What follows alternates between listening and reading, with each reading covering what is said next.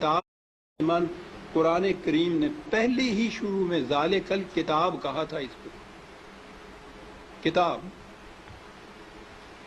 دنیا کی کوئی کتاب ایسی ہے کہ جس کی زبان آپ نہ جانتے ہوں اور کتاب پڑھتے چلے جاتے ہوں؟ کوئی کتاب آپ بتا دیجیے. زبان نہ جاننا تو ایک طرف، فرض کرو زبان جانتے بھی ہوں اور وہ کتاب کی زبان ذرا مشکل ہو تو آپ ایک آدھ صفحہ پڑھ کے کہہ دیتے ہیں کہ نہیں صاحب میری سمجھ میں نہیں آتی. آپ کتاب پڑھتے ہیں تاکہ سمجھ لیں اس کو. خدا نے بار بار کہا ہے کہ ہم نے اس کو لسان عربی مبین میں واضح طور پر اس کو بیان کیا، لعلکم تعقلون، تاکہ تم سمجھ سکو. کتاب کو اگر سمجھ کے پڑھ لیا جاتا عزیزان من تو نہ ملوکیت باقی رہتی، نہ سرمایہ داری باقی رہتی، نہ مذہبی پیشوائیت باقی رہتی. سازش یہ کی گئی کہ سمجھنے کی بات یہ ہے نہیں، بغیر سمجھنے کے، بغیر مفہوم جاننے کے ان کے الفاظ کا دہرا دینا جو ہے اس سے نیکیاں مل جاتی. ایسا چکر دیا کہ کتاب کا سمجھنا جو تھا، سمجھنا کتاب کا بے معنی ہو گیا. بغیر سمجھے ہوئے اس کے الفاظ کا دہرا دینا عین مقصود یہ رہ گیا.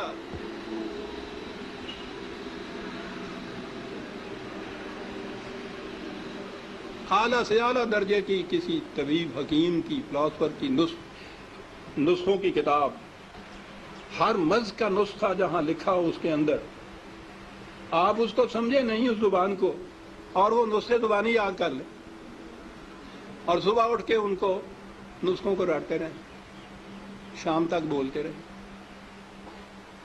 کچھ پتہ نہ ہو آپ کو کہ سونف کسے کہتے ہیں، ترنجبین کیا ہوتی ہے، اور پڑھتے چلیں. کیا مرض کی شفا مل جائے گی اس طرح سے؟ اس کتاب کا مصرف مقصد پورا ہو جائے گا؟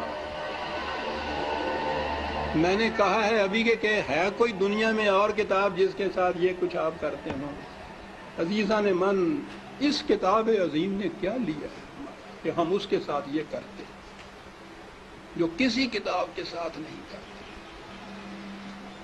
یہ سب اس لیے کہ یہ سمجھ میں نہ آ جائے، کہیں ہو نہ جائے آشکارا شرع پیغمبر. کہیں یہ آج ہی کی سازش نہیں ہے، شروع سے چلی آ رہی ہے. یہ لگا دو اس لائن کے اوپر کہ دہراتے جاؤ اس کو ساتھ بغیر سمجھے.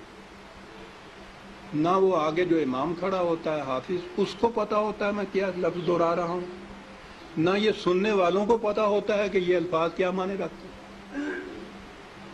دونوں ہی مطمئن ہوتے ہیں کہ ثواب حاصل ہوتا ہے اس سے. اس کتاب کے ساتھ کیا کی تو ہم میں اور ان میں کیا فرق ہے جن کے پاس وہ کتاب نہیں ہے؟ فرق یہ ہے کہ ہم دور مجرم ہیں.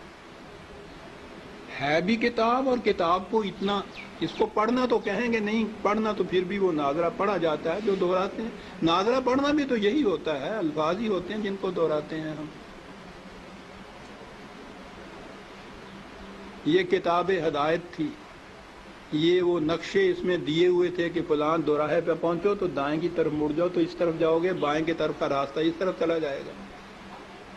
نہیں سمجھتے اس کو. ہر مرض کی شفا تھی اس میں، دہرائے چلے جا رہے. یہ ایک پورا ریلا حفاظ جسے کہتے ہیں، صرف حفظ کیا ہوا، کچھ معنی نہیں جانتے. اسی میں وہ پھر قاری آ جاتے ہیں، حفظ بھی کیا ہے، پڑھتے بھی ہیں، پھر قرأت کے ساتھ گا گا کے پڑھا جاتا ہے.